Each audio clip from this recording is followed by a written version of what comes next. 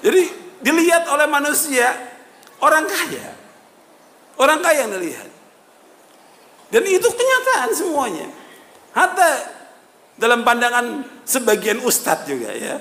Yang dilihat orang kaya. Dalam Islam bukan orang kaya, orang yang bertakwa kepada Allah. Nggak ada nilainya orang kaya itu. Makanya kalau kita sudah tahu hakikat dunia, nggak ada artinya orang-orang itu. Dia ajak mereka untuk ngaji, udah. Kita hanya mengajak mereka untuk ibadah kepada Allah. Sudah, kita ajak mereka. Kalau mereka dari hartanya mau bantu masjid, mau bantu pondok, buat dia, bukan buat kita.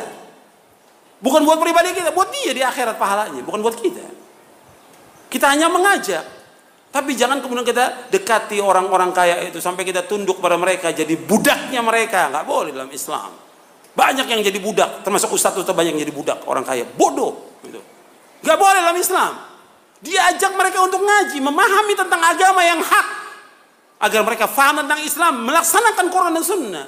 Sampai si ustadz nggak berani negor si orang kaya ini yang jelas melanggar syariat, berbuat maksiat. Kenapa? Uangnya dibeli hatinya dengan uangnya, nggak boleh dalam Islam. Makanya ingat, kita jangan sampai terhalang daripada akhirat ini dengan adanya orang-orang kaya. Saya kembali kepada yang tadi, kata Ibnu Qayyim, orang yang cinta dunia, dia sibuk dengan dunia, sibuk sudah luar biasa dengan dunia ini. Sehingga apa? Nggak sempat ngaji. Anda bisa lihat, bukan mereka nggak ada waktu hari Ahad ini libur, bukan mereka nggak ada waktu. Jutaan manusia punya waktu mereka, tapi mereka nggak gunakan waktunya untuk ibadah kepada Allah, nggak digunakan untuk mengaji, nuntut ilmu, untuk baca Al-Quran, baca buku yang bermanfaat, untuk silaturahim kepada orang tuanya yang melahirkan dia dan mengurus dia, berbakti pada orang tua. Nggak digunakan oleh dia. Makanya melalui justru dia di sini sebutkan membuat manusia tidak sempat terhalang melakukan sesuatu yang manfaat bagi dia di akhirat. Akibat apa? Kesibukan dunia. Banyak yang manfaat buat dia ditinggalkan. Padahal yang kita cari semua yang manfaat. Nuntut ilmu bermanfaat. Baca Al-Quran manfaat. Silaturahim kepada orang tua manfaat. Dan yang lainnya lagi. Itu banyak tidak digunakan oleh mereka. Kemudian yang kelima, cinta dunia menjadikan dunia sebagai cita-cita terbesar manusia. Nabi bersabda SAW, antum lihat hadisnya, "Man kanatid dunya hammahu farraqallahu alaihi amrahu wa ja'ala faqrahu baina 'ainaihi wa lam ya'ti minad dunya illa ma kutiba lah. Wa man kanatil akhiratu niyyatahu jama'allahu lahu amrahu wa ja'ala ghinahu fi qalbihi wa atathu dunya wa hiya raghimah." Kata Rasulullah SAW, barang siapa dunia itu sebagai tujuan hidupnya, barang siapa tujuan hidupnya adalah dunia, maka Allah akan mencerai-beraikan urusannya, menjadikan kefakiran di kedua pelupuk matanya, dan ia mendapat dunia apa yang telah ditetapkan baginya. Dan barang siapa yang niat tujuan hidupnya adalah negeri akhirat, Allah akan mengumpulkan urusannya, menjadikan kekayaan di hatinya, dan dunia akan datang dalam keadaan hina. Ini terbukti ini. Ini hadis sahih riwayat Ahmad, Ibnu Majah, Ibnu Hibban dan Baihaqi dari sahabat Zaid bin Thabit radhiyallahu anhu. Hadis ini disahihkan oleh Syekh Al-Albani dalam silsilah hadis as-sahihah di juz yang kedua. Nabi bersabda SAW, anda perhatikan, barang siapa yang tujuan hidupnya dunia, Allah akan ceraikan urusannya. Nggak pernah beres urusannya. Orang yang hidupnya dunia, sibuk dengan dunia dan tujuan hidup dunia, nggak bakal beres urusannya. Urusan apa aja nggak beres. Urusan rumah tangganya nggak beres, urusan anaknya nggak beres, urusan kantornya nggak beres, urusan dagangnya nggak beres, urusan dia dengan saudaranya nggak beres. Mesti nggak beres. Dicerai-beraikan oleh Allah urusan. Dan ini terbukti, nyata ini. Anda bisa lihat ya, orang-orang yang sibuk dengan dunia, nggak beres urusannya. Saya udah lihat dengan mata kepala saya, ribuan yang seperti ini.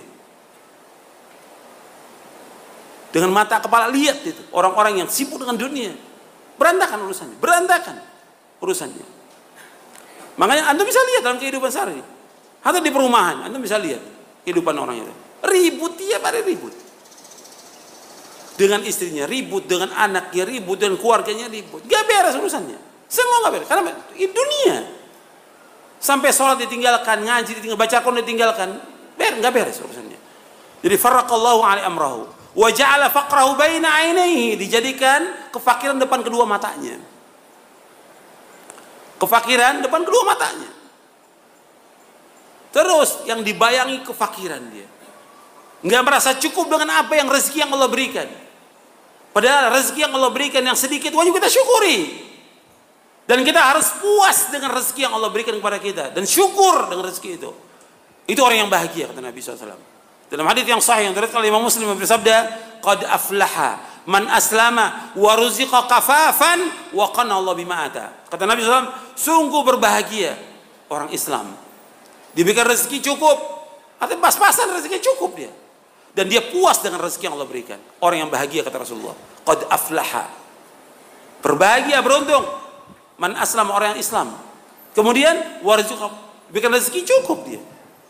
Wa qanna Allah bima ata, dan dia merasa puas dengan apa yang Allah berikan. Maka syukur.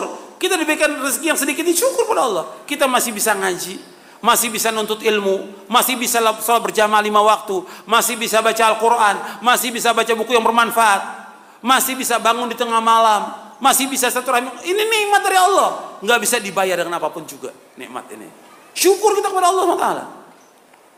Jangan disibukkan lagi dengan dunia, ditawarkan pekerjaan. Kita udah punya warung, cukup sudah, cukup buat istri, buat anak, buat orang tua. Kadang nafsu, punya lagi yang lain, pengen lagi yang lain, seolah dianggap saya ini fakir, saya masih belum cukup. Akhirnya terus nggak bakal habis, disibukkan dengan dunia. Apa kata Nabi? Walam ya'ti minad dunya illa ma kutiba lah. Nggak akan datang kepada dunia kepada dia kecuali apa yang Allah sudah tetapkan. Meskipun dia kerja dari pagi sampai sore sampai lembur, tetap aja rezekinya segitu juga. Utang juga tetap utang. La haula wala quwwata illa billah. Tetap segitu juga rezekinya. Makanya dia harus berpikir, dia hidupnya untuk apa? Untuk ibadah kepada Allah. Lakukan ibadah. Maka itu perhatikan, ketika orang melakukan ibadah diberikan rezeki oleh Allah. Tapi tetap usaha yang Allah perintahkan tetap jalan. Famshu fi manaqibi wa qulu min rizqi. Tetap jalan. Jalan di bumi Allah ini dan makan rezeki Allah. Cari nafkah. Tapi tetap tujuan hidup kita adalah apa? Akhirat. Tujuan hidup kita ibadah kepada Allah, akhirat.